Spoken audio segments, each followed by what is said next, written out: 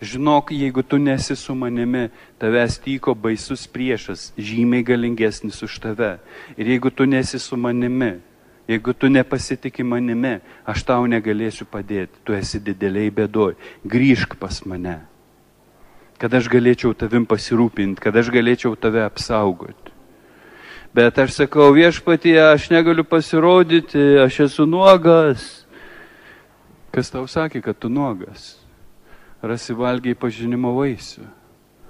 Taip, aš valgiau pažinimo vaisių.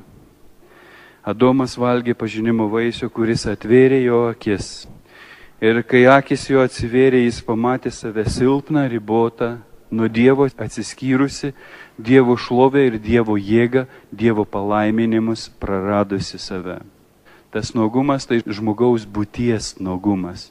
Jis labai svarbus nuodėmės kelyje, jį suprasti ir suvokti tą nuogumą, kad su juo susitaikę išdrįstume ateiti nuogi pas viešpatį.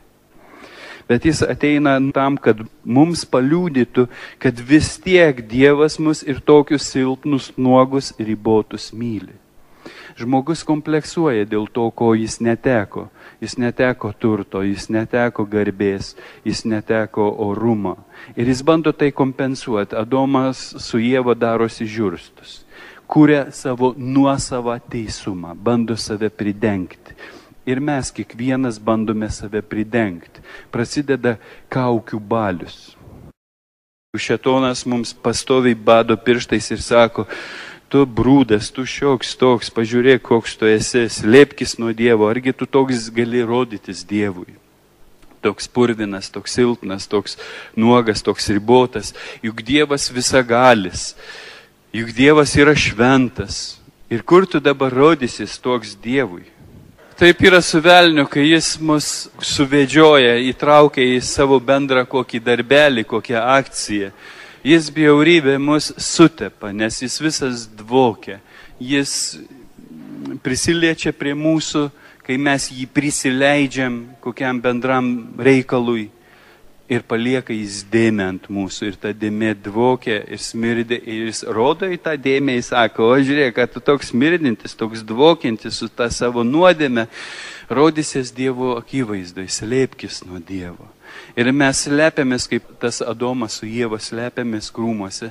Mes tikime, kad Dievas yra, mes bijome jo, bet mes nedrįstame išeiti pas jį, nedrįstame pasirodyti jam. Netikime, kad jis gali mus tokius mylėti. Ir Dievas ateina ir sako, Gediminai, aš tave myliu tokį, koks esi, su tavo nuodėmėmis, su tavo silpnybėmis, su tavo klaidom. Bet aš negaliu patikėti. Man atrodo, kad aš turiu atgailauti, turiu kažką ypatingo nuveikti, kad Dievas man atleistų. O Dievas sako, aš tave myliu ir atleidžiu tau dovanai. Tu nepajėgus atsiteisti man. Tu nepajėgus išgydyti mano širdies skausmo, kurį padarėjai. Tiesiog aš tau atleidžiu, todėl kad aš tave myliu, todėl kad aš esu meilė. Patikėk manim. Ir aš negaliu juo patikėti. Man atrodo, kad jeigu kas nors būtų su manim tai padaręs, kaip aš su Dievu padariau, aš neatleisčiau. Bet Dievas sako, aš ne žmogus, aš mąstau ne taip, kaip žmogus mąsto. Aš esu meilė, aš atleidžiu iš meilės. Ir va jis, kad galėtų paliudyti tą savo meilę, jis atsiunčia Jėzų į žemę, kuris ateina mums paliudyti dangiškojo tėvo meilės. Jis ateina numirti už mus. Pagaliau pats Dievas, kaip Jėzus sako, taip pamilo pasaulį, jog atidavė savo viengimį sūnų, kad kiekvienas, kuris jį tiki, nepražūtų, bet turėtų amžinąjį gyvenimą.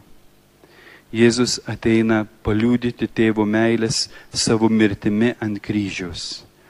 Ir apaštalas Paulius laiške Romiečiams 8 skyriuje sako, tai ką dėl viso šito pasakysime, jei Dievas už mus, tai kasgi prieš mus, jeigu jis nepagailėjo ne savo sūnaus, bet atidavė jį už mus visus, tai kaipgi jis ir visko nedovanotų kartu su juo. Kas bekaltins Dievo išrinktuosius, juk Dievas išteisina. Tai kas pasmerks, ar Kristus, kuris numirė, bet buvo prikeltas, kuris sėdi Dievo dešinėje ir net užturia mus. Kasgi mus atskirs nuo Kristaus meilės? Ar vargas, ar priespauda, ar persekiojimas, ar badas, ar nuogumas, ar pavojus, ar kalavijas?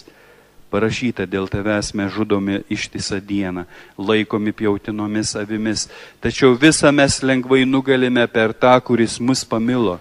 Aš juk esu tikras, kad nei mirtis, nei gyvenimas, nei angelai, nei kunigaikštystės, nei dabartis, nei ateitis, nei galybės, nei aukštumos, nei jokie kiti kūriniai negalės mūsų atskirti nuo Dievo meilės, kuri yra mūsų viešpatyje Jėzuje Kristuje. Taigi Jėzus ateina pas mus, kad paliudytų dangiškojo tėvo meilę. Ir apaštalas sako, jeigu Dievas nepagailėjo savo mylimiausio sūnaus, kaipgi jis visko kartu su juo nedovanotų. Ko vertos visos mūsų nuodėmės, visi tie nesusipratimai prieš Jėzų. Ir jeigu jis nepagailėjo jo, kaipgi jis visko nedovanotų. Jėzuje viskas mums dovanota. Ir mums bereikia tik patikėti tuo, priimti tai ir dėkoti tėvui už tai.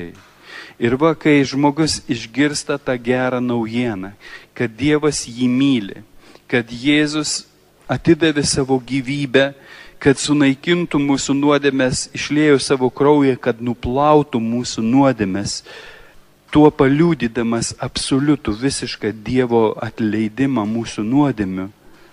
Kai tu tuo patiki, tu priimi tą Dievo meilės auką, priimi į savo gyvenimą, priimi į savo širdį. Tu patiki, jog Jėzus yra tavo asmeninis atpirkėjas.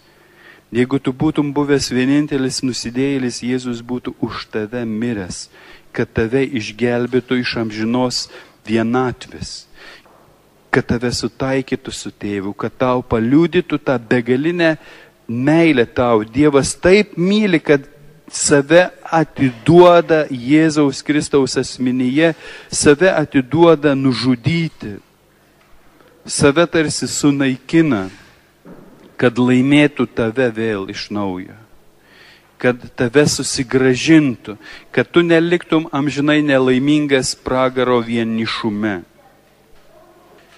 Aš tuo negaliu patikėti ir todėl aš atmetu Jėzų.